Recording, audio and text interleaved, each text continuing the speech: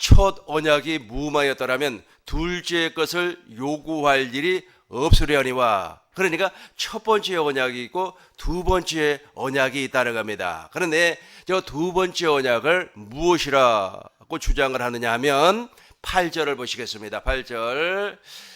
이스라엘과 유다 집에 더불어서 세운 새 언약. 그러니까 두 번째 언약을 새 언약이라 그렇게 말을 하는 겁니다. 다시 한번 7절을 보겠습니다. 7절을 정리를 하고 나서 새 언약을 설명하도록 하겠습니다. 첫 언약이 무음하였더라면, 첫 번째 언약이 무음하였더라면, 8장 7절, 첫 언약이 무음하였더라면 둘째 것을 요구할 일이 없으려니와. 저 첫 번째 언약을 에덴약, 모세의 율법이라고 하는 겁니다. 모세의 율법은 흠이 있어요.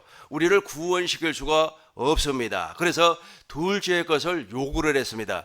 저 둘째 것이 바로 두 번째 언약, 즉 새 언약이라는 겁니다. 그래서 우리 하나님께서 주전 1406년에 모압에서 두 번째 언약을 세웁니다. 저 두 번째 언약은 우리 하나님께서 깨닫는 마음과 보는 눈과 듣는 귀를 허락하지 아니하면 도무지 알 수가 없습니다. 신명기 29장 1절을 보겠습니다.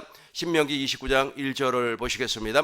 호렙에서 이스라엘 자손과 세우신 언약 외에, 호렙이라고 하는 것은 시내산을 말하고 있어요. 그 시내산에서 세운 언약 말고 외에 여호와께서 모세에게 명령하여 모압 땅에서 그들과 세우신 언약의 말씀은 이러하니라. 그러면서 언약을 세웠어요. 저 언약의 내용은 마음을 다하고 뜻을 다하고 성품을 다해서 여호와 하나님을 사랑하고 생명을 주시겠다라고 하는 약속입니다. 그런데 저 약속은 아무나 알고 믿어지지 아니에요. 왜냐하면 우리 하나님께서 눈을 가려버렸고 귀를 가려버렸고 마음을 견고하게 만들어버렸기 때문에 그렇습니다. 4절을 한번 보시기 바라겠습니다. 4절. 그러나 깨닫는 마음과 보는 눈과 듣는 귀를 오늘 여호와께서 너희에게 주시지 아니하셨느니라. 그러나 깨닫는 마음과 보는 눈과 듣는 귀는 오늘날 지금도 여호와 하나님께서 우리에게 주지 아니했습니다. 그럼에도 불구하고 우리 하나님께서 깨닫는 마음과 보는 눈과 듣는 귀를 허락해 주는 사람, 저와 여러분들과 같은 사람입니다. 우리 꿈 있는 교회 모든 성도님들은 우리 하나님께서 깨닫는 마음과 보는 눈과 듣는 귀를 허락해 주었기 때문에 저 모압에서 세운 언약의 내용, 즉 둘째 것의 언약의 내용을 확실하게 알고 있습니다. 다시 한번 더 보시겠습니다. 신명기 30장 6절을 보시겠습니다. 바로 이 두 번째 언약, 즉 모압에서 세운 언약의 내용이 이겁니다. 내 하나님 여호와께서 내 마음과 내 자손의 마음에 할례를 베푸사, 이 할례를 베푼다고 하는 것은 육신의 생명을 제거해버리고 하나님의 생명으로 거듭나게 해주시겠다. 물과 성령으로 거듭난다라는 말씀입니다.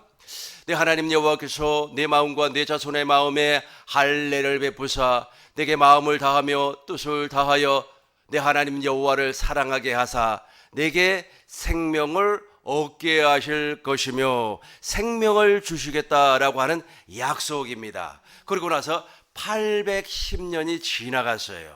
810년이 지나가고 나서 이스라엘 백성들은 이제 바벨론을 통해서 세 차례 공격을 받습니다. 그리고 남유다는 587년에 멸망을 당해버리고 맙니다. 물론 북이스라엘은 주전 722년에 아수르 제국을 통해서 완전히 멸망을 당해버리고 이제 남아있는 북이스라엘과 남유다, 이스라엘은 솔로몬 이후에 북쪽과 남쪽으로 나라가 분열이 되어버렸습니다. 근데 북쪽의 나라는 이미 주전 722년에 아수르 제국으로 말미암아 멸망을 당해버렸고 하나님의 언약, 즉 하나님의 약속이 누구에게 지금 유효하느냐 하면 남유다 사람들에게 유효한 겁니다. 그래서 이제 810년이 지났어요. 그러니까 주전 1406년에 모압에서 언약을 세우고 약 810년이 지나고 나서 에레미야 선지자라고 하는 사람이 나타납니다. 이 에레미야 선지자라고 하는 사람이 나타나서 이제 저 두 번째 언약을 새 언약으로 선포를 하는 겁니다. 이제 저 새 언약을 선포하게 된 배경을 설명하도록 하겠습니다. 여호야김, 시드기야 이 세 사람이 다스리고 있는 이 세 사람이 바로 남유다의 마지막 왕들이기 때문에 그렇습니다. 마지막 최후의 마지막 왕은 시드기야 왕입니다. 이 시드기야 왕이 바벨론 제국을 통해서 멸망을 당하고 누부갓네살 대왕, 누부갓네살 왕이 바로 바벨론 제국의 왕입니다. 이 사람이 보는 앞에서 두 아들을 아주 그냥 칼로 목을 잘라버려요. 그리고 왕을 쇠사슬로 묶어버리고 두 눈을 뽑아버립니다. 그러고 나서 이 사람을 바벨론으로 끌고 가서 죽을 때까지 감옥에서 나오지 못하게끔 만들어버렸어요. 이 엄청난 상황 아닙니까?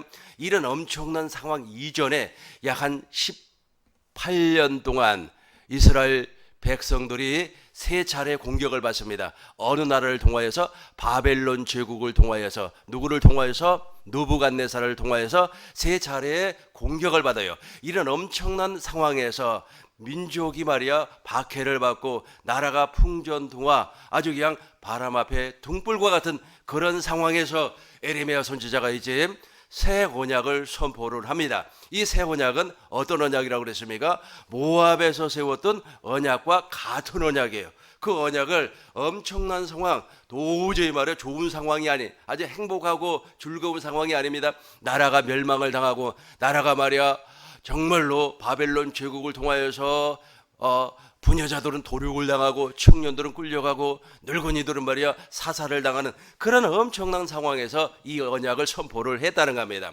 그렇다면 이 언약의 내용을 한번 살펴보도록 하겠습니다. 에레미야 31장 31절부터 이제 보시겠습니다. 오늘 본문의 말씀입니다. 여호와의 말씀이니라. 보라, 날이 이르리니 내가 이스라엘 집과 유대 집에 새 언약을 맺으리라. 이 날이 이르렀다는 말은 무슨 말이냐면 주전 1406년을 이야기하고 있습니다. 그러니까 이스라엘 백성들이 광야 40년 생활을 마치고 이제 가나안 땅에 들어가기 일보 직전에, 그러니까 요단강을 건너서 바로 들어가면 가나안 땅입니다. 이 상황에서 지금 이 언약을 맺었다는 겁니다. 누구와 더불어서 이스라엘 집과 유다 집. 이스라엘 집과 유다 집이라고 하는 것은 통일 이스라엘을 말을 하고 있습니다. 분열되기 이전에 지금 솔로몬 왕 이후에는 북이스라엘과 남유다로 이렇게 분열이 되어버렸는데, 북이스라엘과 남유다로 분열이 되어버렸는데, 이스라엘 백성들이 출애굽을 할 때는 분열이 안 됐어요. 하나의 12지파 공동체였습니다. 지파 공동체로서 이렇게 하나가 되었습니다. 그런데 이 하나 된 상황에서 우리 하나님께서 1406년에 무엇을 맺었다? 두 번째 언약을 맺었다. 그러면 첫 번째 언약은 언제 맺었는가? 40년 전에 맺었습니다. 1446년에 누구와 더불어서? 모세와 더불어서 이스라엘과 맺었습니다. 그것 말고 두 번째 것을 이야기하고 있습니다. 그래서 두 번째 언약과 새 언약은 동일한 언약이라는 말씀입니다. 32절을 보시겠습니다. 32절. 이 언약은 잘 이제 보시기 바라겠어요. 배경이에요. 그러니까 새 언약을 선포하게 된 배경을 지금 설명하고 있습니다. 이 언약은 내가 그들의 조상의 손을 잡고 애굽 땅에서 인도하여 내던 날에 맺은 것과 같이 아니할 것은, 이걸 바로 첫 번째 언약이라 그렇게 말을 하는 겁니다. 주전 1446년에 이스라엘 백성들이 출애굽을 해요. 이 출애굽을 하고 나서 약 한 2달이 지났습니다. 시내산 아랫길에 머물렀습니다. 하나님은 모세를 시내산 위로 불러셔가지고 이스라엘과 더불어서 언약을 맺었습니다. 이 언약을 모세의 언약, 또 다른 말로 시내산 언약, 또 다른 말로 옛 언약, 첫 언약, 모세의 율법, 그렇게 말을 하는 겁니다. 이거 말고 다시 한번 읽어보도록 하겠습니다.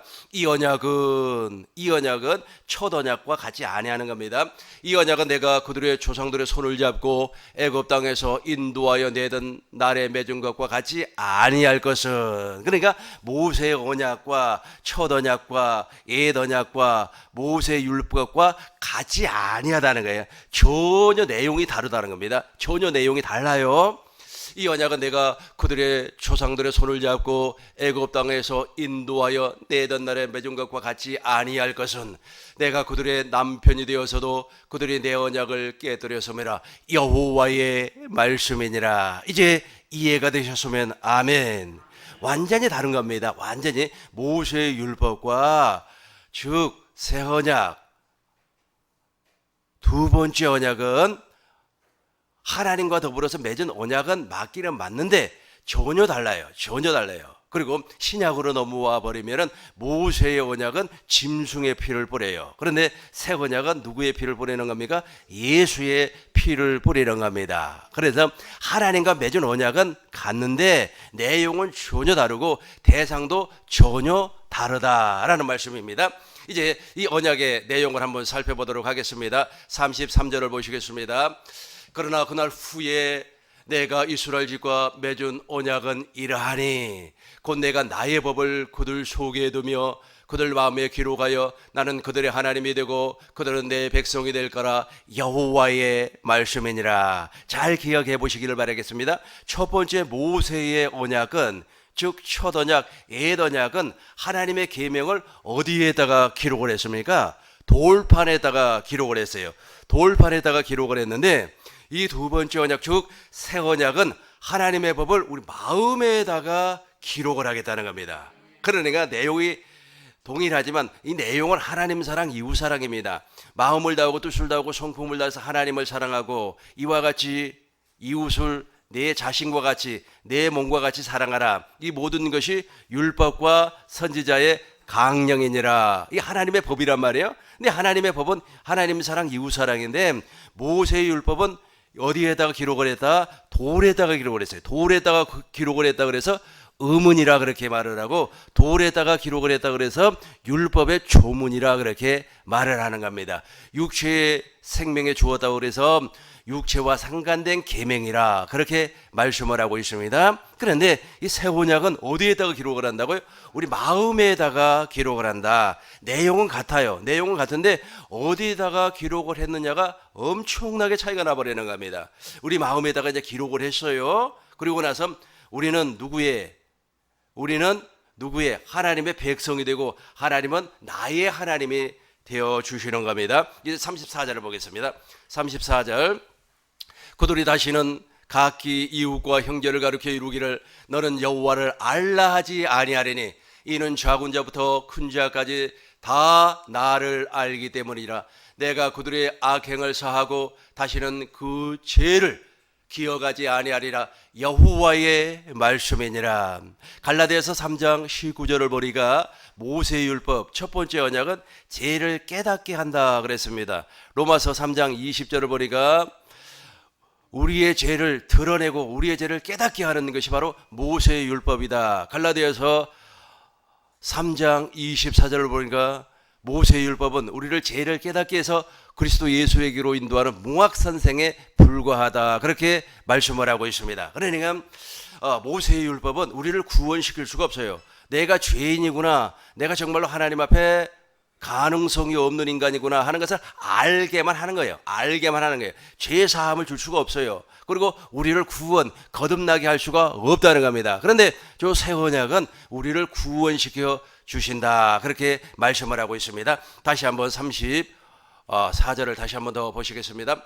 그들이 다시는 각기 이웃과 형제를 가리켜 이루기를 너는 여호와를 알라 하지 아니하리니. 왜냐하면 저 언약으로 말미암아 누구와 하나가 되어버리기 때문에, 하나님과 하나가 되어버리기 때문에 하나님을 내가 알아버린다는 거예요. 여러분 하나님 아십니까? 사람들은 내가 하나님을 안다 그래요. 자연 만물을 보니까 하나님은 존재하고 있다. 그리고 신학적으로, 조직 신학적으로 말이야, 신론을 공부해 보니까 하나님은 무소 후제 전지전능, 이래 하나님을 안다는 겁니다. 그러나 그것은 피상적으로, 이론적으로, 사상적으로 아는 것 뿐입니다. 무엇으로 하나님을 알아야만 합니까? 생명으로 하나님을 알아야 돼요. 여러분 아버지를 압니까? 여러분 어머니를 압니까? 여러분 정말로 여러분을 낳아주신 아버지를 어떻게 아는 겁니까? 생명으로 알게 되어 있어요. 제가 어느 날 샤워를 하고 거울을 이렇게 쳐다보면서 이렇게 머리를 막 정리를 했어요. 그랬더니 거울 안에 우리 아버지가 서 계시더라고요. 그래서 우리 아버지가 거울 속에 있네. 보니까 우리 아버지가 아니고 내가 거울에 비춰져 있었죠. 그러니까 내가 우리 아버지의 유전자를 내가 가지고 이 세상에 왔구나. 생명으로 안다는 겁니다. 생명으로 알아요. 그런데 창조주 하나님이에요. 창조주 하나님. 창조주 하나님은 어떻게 하는 겁니까? 저 언약을 믿음으로 말미암아, 저 언약을 믿고 세례를 받음으로 말미암아, 복음을 믿고 세례를 받음으로 말미암아 아버지를 알 수가 있다는 겁니다. 그래서 저 언약이 우리를 구원을 시켜주는 겁니다. 다시 한번 읽어보도록 하겠습니다. 그들이 다시는 각기 이웃과 형제를 가르쳐 이루기를 너는 여호와를 알라 하지 아니하리니 이는 작은 자로부터 큰 자까지 다 나를 알기 때문이라. 반드시 우리는 하나님을 알아야만 합니다. 우리가 피상적으로 아는 거 말고 생명으로 알아진다니까요. 생명으로 알아진다. 이 부분을 제가 쉽게 설명하겠습니다. 어느 날 제가 십자가에 달린 예수님을 통해서 아버지의 마음을 본 적이 있어요. 하나님 아버지의 마음을 본 적이 있었습니다. 하나님 아버지의 마음을 보니까 와, 하나님이 정말로 나를 사랑하셨구나. 하나님이 세상을 이처럼 사랑하사 독생자를 주셨구나. 왜 예수님을 나에게 보내주셨는가? 왜 예수님이 나에게 찾아오셨는가를 알고 내가 눈물을 한번 흘려본 적이 있었습니다. 이 통해라고 하는 거죠. 통해라고 하는 거죠. 그래서 아버지의 마음을, 이 육신의 생명, 육신의 이론, 육신의 경험, 체험, 사상을 통하여서 아버지를 아는 것이 아니라 그냥 자동적으로 하나님의 생명이 나에게 밀려 들어오니까 하나님의 그 생명으로 말미암아 아버지를 알게 되더라고요. 그래서 내가 하나님을 아버지라 그렇게 부르게 되었습니다. 그전에도 내가 하나님 아버지, 전능하신 하나님 아버지를 내가 믿사오며 신앙 고백도 하고 그랬지만은 그 모든 것이 피상적이었어요. 아빠, 아버지 불러봤지만 그 아빠에게 말이야, 우리 아빠는 돈 주는 아버지, 우리 아버지는 말이야 나에게 용돈을 많이 줘야 돼, 우리 아버지는 말이야 나에게 옷을 사줘야 돼, 이런 피상적인 거 아니겠습니까? 그런데 정말로 내가 하나님 아버지의 마음을 보니까 그 아버지의 마음이 졸졸졸 느껴지더라고요. 그래서 아버지의 최고의 사랑이 무엇이냐 하면 아들을 이 땅에 보내서 십자가에서 죽여버리는 거예요. 이것이 아버지의 최고의 사랑입니다. 최고의 사랑. 이 최고의 사랑을 어떻게 보게 되었다고요? 십자가를 통하여서 보게 되었다. 그래서 반드시 우리가 믿고 있는 저 언약, 새 언약이 나에게 이루어져야만 하는 겁니다.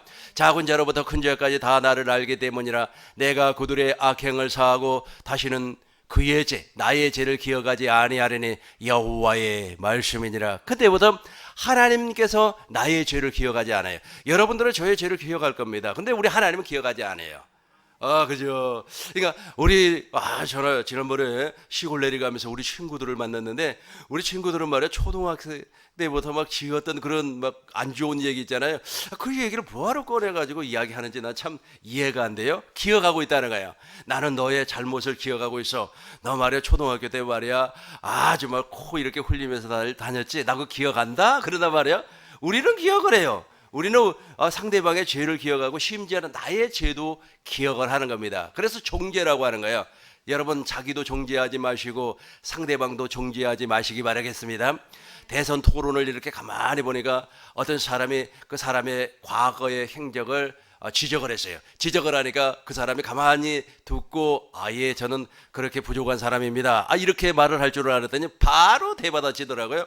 당신은 말이야 그런 거 없냐는 식으로 바로 대받아 치고 빠지고 치고 때리고 가더라고요. 그것이 무엇입니까? 그것이 무엇이에요? 정죄라고 그래요. 정죄. 이 정죄. 그러니까 우리가 하나님의 약속인 저 새 언약을 내가 믿음으로 말미암아 세례를 받고 물과 성령으로 거듭나 버리면 정죄를 하지 않아요. 왜냐하면 하나님이 나의 죄를 기억하지 아니한다니까요.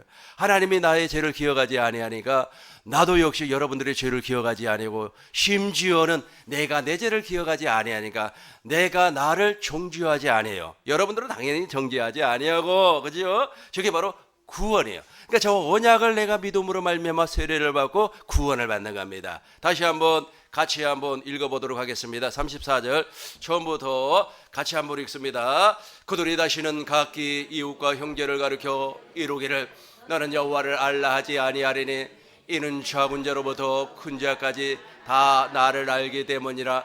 내가 그들의 악행을 사하고 다시는 그의 죄를 기억하지 아니하리니 여호와의 말씀이니라. 우리 이 부분만 다시 한번 하겠습니다. 내가 그들의 악행, 시작. 내가 그들의 악행을 사하고 다시는 그의 죄를 기억하지 아니하리라. 여호와의 말씀이니라. 한 번 더 해. 너무 중요해요. 너무너무 중요합니다. 혹시라도 있지 않습니까? 디다마. 요즘 디다마라는 말을 혹시 아세요? 디다마라고 요즘 아이들이 쓰는 말인데, 아이들이 요즘 아이들이 이제 어느 정도 성장을 해가지고 청년이 됐다고 가정을 해봐요. 이 청년이 이제 여자 청년 3명이서 이렇게 앉아가지고 강남의 좋은 차집에서 이제 커피를 이렇게 마시는 겁니다. 마시는데 예를 들어서 30분 동안 이렇게 커피를 마시면서 대화를 하는데 한 사람도 그 자리를 떠서 화장실을 못 가요. 왜 화장실을 못 가냐 하면, 아직 그냥 내가 화장실을 가는 순간에 이게 두 사람이 있잖아요. 뒤를 막 디다마를 까게 되면 막 좋아 이런 말에 어쩌고 저쩌고. 왜 그렇다고요? 왜 그렇다고요? 정죄 때문에 그래. 정죄 때문에. 이 친구는 반드시 무엇을 믿어야 되는 겁니까? 하나님의 약속인 새 언약을 믿어야 되는 겁니다. 저것을 믿어야 돼요. 그러니까 하나님의 약속은 이만희가 주장하는 것처럼 요한계시록이 아니고 새 언약은 내 죄를 기억해 주지 아니하고 영원히 사해 주겠다라고 하는 약속입니다. 다시 한번 우리 내가 시작. 내가 그들의 악행을 사하고 다시는 그의 죄를 기억하지 아니하리니 여호와의 말씀. 너무너무 중요해요. 그러니까 혹시라도 여러분 둘이 앉아가지고 아직 어떤 사람이 화장실 가서, 그러면 저 집사가는 말이 어쩌고 저쩌고 그 디다마가 하면은 있잖아요. 저 언약이 이루어지지 아니한 사람이에요.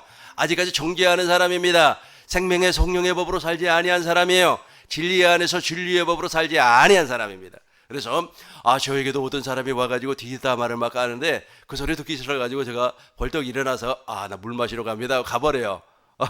안 좋단 말이야. 안 좋아요. 그러면서 내가 저분은 아직까지 하나님의 때가 멀었구나. 하나님의 시간이 멀었다. 그렇게 생각을 하는 겁니다. 저 약속이 나에게 이루어져야 돼요. 저 약속이 이루어져야만이 무슨 다말을 까지 않는다고요? 그래요. 아주 너무너무 중요한 겁니다. 다시 한번 내가 시작. 내가 그들의 악행을 사하고 다시는 그 죄를 기억하지 아니하리니 여호와의. 아니, 하나님도 우리의 죄를 기억하지 아니한다는데 왜 여러분들은 며느리 죄를, 시어머니 죄를 기억하고 있습니까? 그거 참 보면 신기해요. 하나님도 기억하지 아니한다고 하는데 다 이제부터 용서하시고 다 사랑으로 품어주시길 주의 이름으로 축원합니다. 이 언약은 우리 하나님께서 반드시 우리에게 약속했어요. 믿기만 하면 이루어 주겠다. 35절 36절을 보겠습니다. 35절 36절. 여호와께서 이와 같이 말씀하셨느니라. 그는 해를 낮에 빛으로 주셨고 달과 별들을 밤에 빛으로 정하였고 바다를 뒤흔들어 그 파도로 소리치게 하나님, 그의 이름은 만군의 여호와니라. 36절. 이 법도가 내 앞에서 폐할진대 이스라엘 자손도 내 앞에서 끊어져 영원히 나라가 되지 못하리라. 여호와의 말씀이니라. 이 말씀이 무슨 말씀이냐면, 다시 한번 35절. 그러니까 자연계 있지 않아요? 자연계 뭐 밤에 나가면 무엇이 보입니까? 달이 보이고 별이 보이고, 낮에는 무엇이 보입니까? 해가 보인단 말이에요. 비가 왔어요. 달도 보이지 아니하고 해도 보이지 아니에요. 비가 오니까 어디로 갔습니까?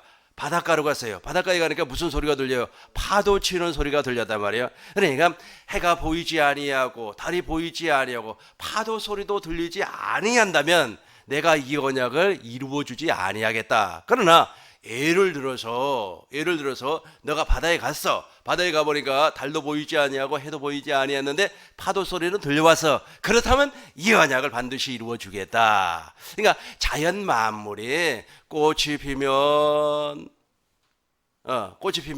열매를 맺고, 열매를 따면은 낙엽이 지는 거 아니겠습니까? 이런 자연 순리가 진행이 되면 반드시 이 언약을 이루어 주겠다는 겁니다. 아침에 차를 운전하고 오니까 낙엽이 엄청나게 많이 떨어져 있더라고요. 왜 낙엽이 떨어지는 겁니까?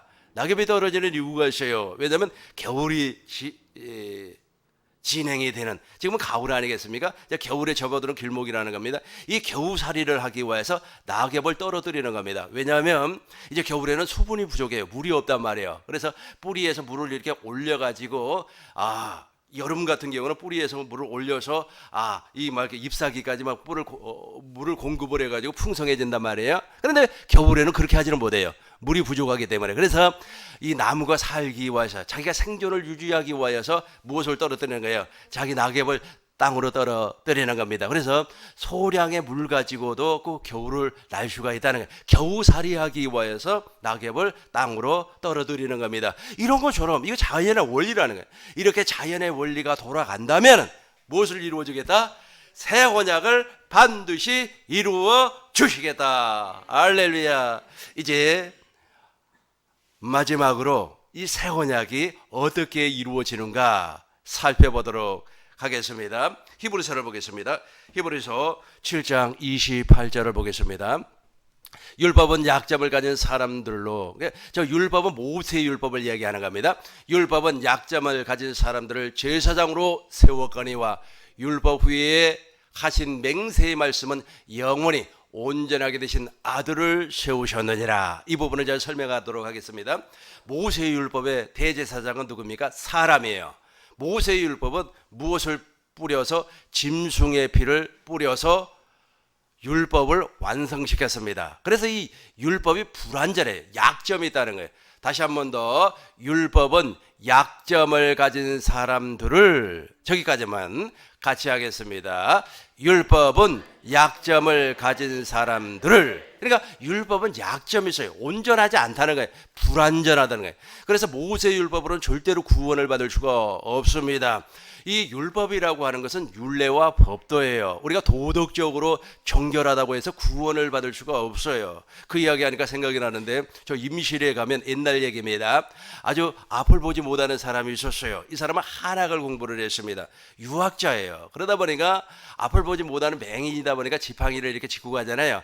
짚고 준 아이들이 말이야 막 그 지팡이를 뺏어버리고 말이야 뒤에서 밀어버리고 그랬단 말이에요. 뭐 놀려요. 이게 옛날 사람들은 참 그런 것 같아요. 옛날 아이들은 아주 그냥 자기보다도 약하면 도와줘야 되는데 막 놀려먹고 그런단 말이에요. 놀려먹고 그러는데 이분이 화를 전혀 내지를 않아요.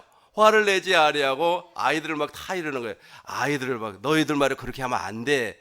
그리고 말이야 도덕적으로 말이야 윤리적으로 노노맹자를 막 가르쳐주고 그랬어요. 그러나 이렇게 훌륭하게 살았어요. 도덕적으로 결함이 없었어요. 그럼에도 불구하고 이 사람은 무엇 아래 있어요? 율법 아래, 모세의 율법 아래 있었기 때문에 약점을 가진 사람, 즉 구원을 받지를 못했다는 겁니다. 이해가 되죠? 그러니까 모세의 율법은 약점을 가진 법이기 때문에 우리를 구원시킬 수가 없다는 거예요. 그래서 온전한 사람을 보냈다. 온전한 사람, 그 온전한 사람이 누구냐면 인자예요. 예수님, 즉 하나님께서 아들을 어떻게 보냈어요? 그리스도로 보내주셨다는 거예요. 그래서 모세의 율법은 짐승의 피를 뿌려가지고 완성을 시켰지만 불완전해요. 완전하지. 짐승의 피는 피인데 짐승의 피이기 때문에 우리를 구원시킬 수가 없어요.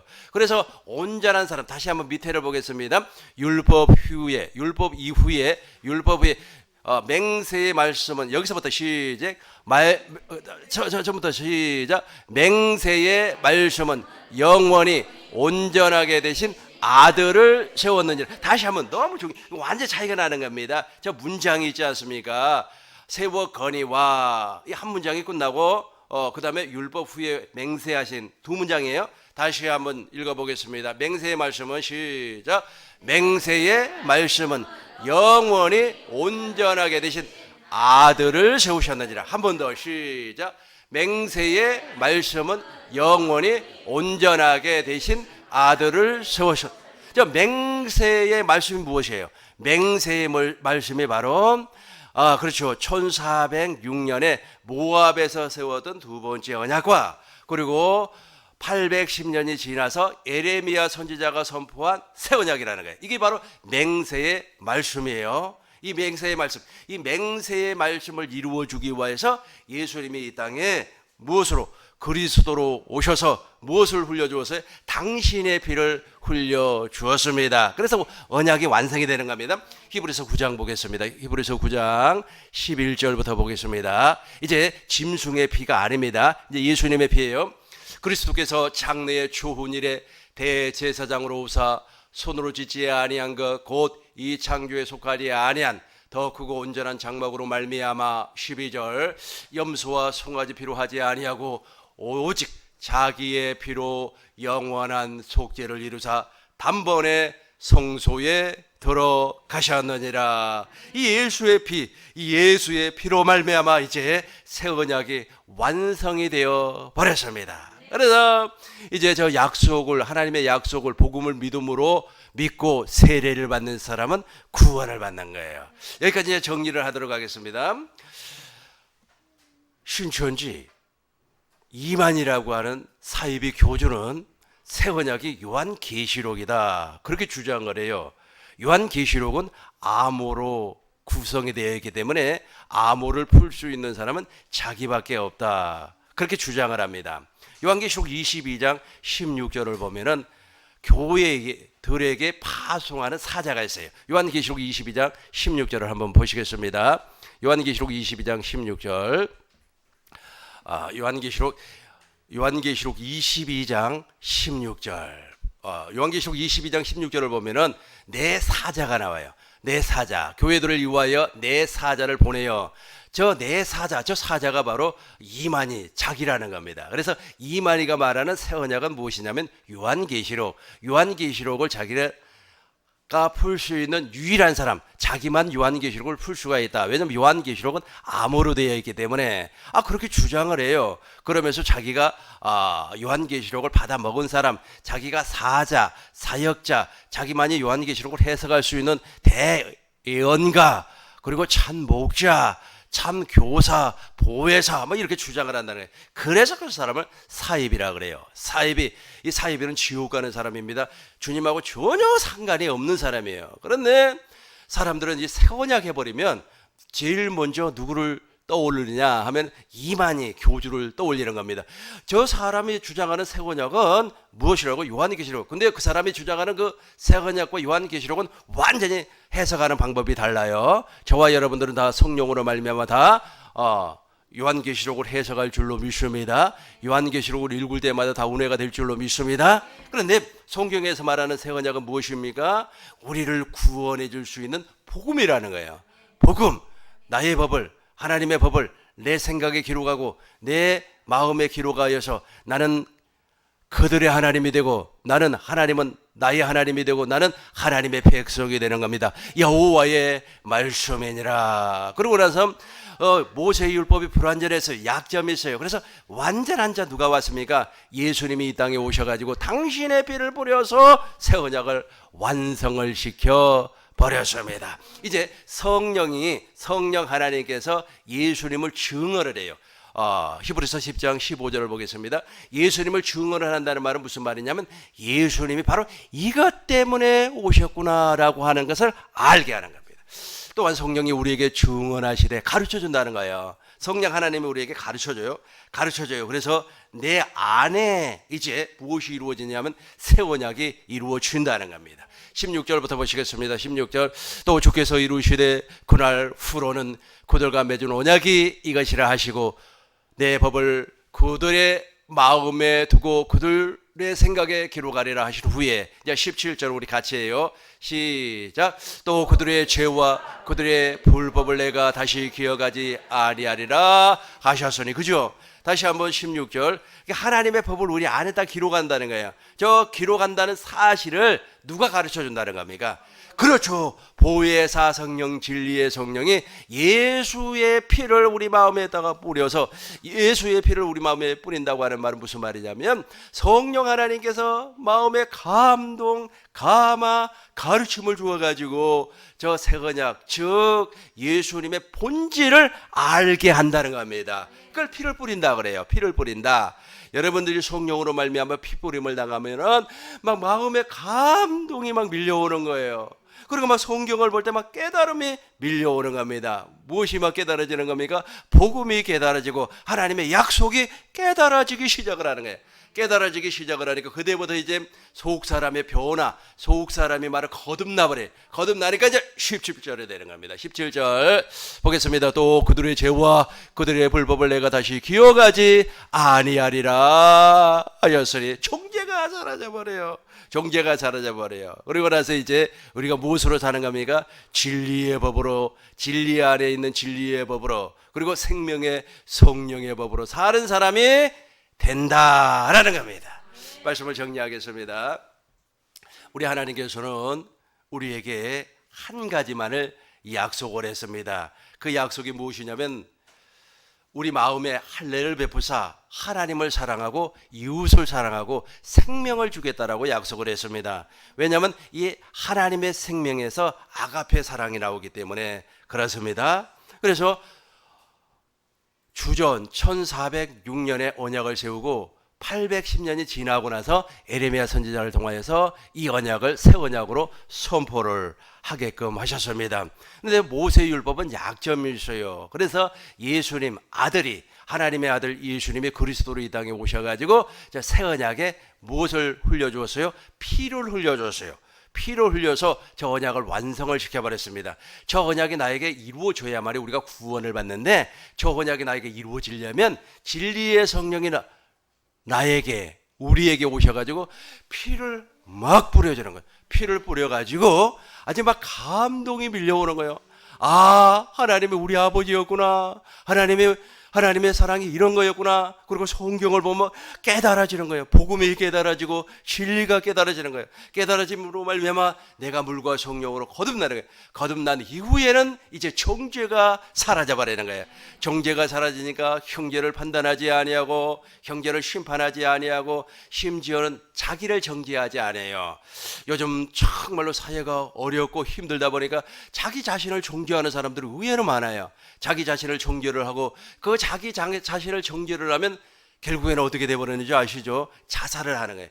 이 자살을 하는 사람들의 동기를 이렇게 살펴보면 자기를 막 정죄를 하는 거예요. 내가 살아서 뭐해? 막 자기 자신을 막 정죄를 하는 거예요. 뭐 때문에 그래요? 저 생명의 성령의 법, 즉 새 언약이나 그 사람에게, 나에게 이루어져야 되는데 그 사람에게 새 언약이 이루어지지 아니했기 때문에 정죄를 하는 겁니다. 여러분 혹시라도 세상에 나가서 실수하고 범죄했다고 할지라도 정죄하지 마시기 바라겠어요. 한번 옆 사람하고 인사하시기 바라겠습니다. 우리는 뻔뻔하게 살아야만 합니다. 시작. 왜 뻔뻔하게 살아야 되죠? 우리는 정죄하지 아니한다니까요. 정죄의 법이 사라져 버렸어요. 무엇으로 말미암아? 하나님의 약속 새 언약으로 말미암아 정죄의 법이 사라져 버렸다니까. 사라져 버렸어요. 그래서 우리는 내가 죄를 지었다고 할지라도 하나님 나를 긍휼히 여기시고 나를 불쌍히 여겨주세요 라고 회개 기도하고 바로 나를 정죄하려고 하는 악한 마귀를 나사렛 예수의 이름으로 명하노니, 나를 정죄하려고 하는 이 더러운 마귀 귀신아 지금 당장 떠나가라 하면서 물리치시기를 주의 이름으로 축원합니다. 기도하겠습니다. 거룩하신 아버지 하나님, 우리 꿈민동교회 모든 성도님들에게 복을 허락하여 주옵소서. 새 언약을 이루어 주시고 두 번째 언약, 새 언약이 이루어져서 정죄하지 아니하고 하나님 앞에 긍휼과 자비를 받아서 풍성한 삶을 살 수 있도록, 기쁨을 누리면서 살 수 있도록 주께서 역사하여 주옵소서. 살리는 것은 영이요 육은 무익하니라. 내가 너희에게 이루는 말이 영이요 생명이니라. 영과 생명이 심령 안에서, 마음 안에서, 영혼에서 날마다 솟아나게 하여 주옵소서. 생명과 마음이 되시는 우리 주 예수님의 이름으로 기도하옵나이다. 아멘.